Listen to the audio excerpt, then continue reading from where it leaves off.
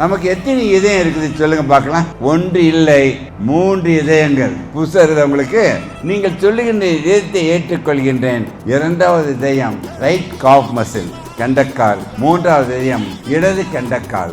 Cough muscle தான் 2 peripheral heart. அந்த 2 ஹார்ட்டையும் நீங்கள் ஏற்றிக் கொண்டிருந்தால்தான் காலில் இருக்கின்ற ரத்தம் பம்ப் பண்ணி இதயத்துக்கு போய் இது இதமாக இயங்க முடியும். So human being are meant to be kinetic. நிற்கணும், நடக்கணும், நீந்தணும், ஓடணும், எதுனாலும் பண்ணணும். All the time you must moving. உங்கள் இதயம் உங்களிடம் பேசுகின்றது. இதயம் பேச ஆரம்பித்து விட்டது.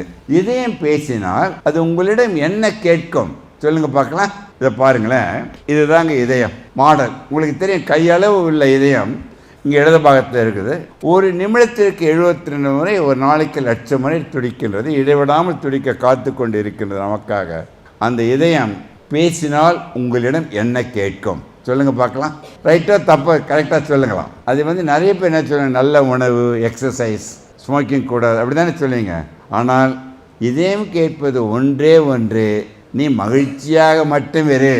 எது மகிழ்ச்சி என்று ஒன்றை நீங்கள் வைத்து கொண்டால் உங்களை எந்த சக்தியும் அழிக்க முடியாது. நான் சொல்றது புரிஞ்சுட்டீங்க அந்த கருத்து? சரி, உடனே மகிழ்ச்சி என்பது எப்படி கிடைக்கும்னு பார்த்தீங்க. மகிழ்ச்சி எதில் கிடைக்கும்னு நினைக்கிறீங்க?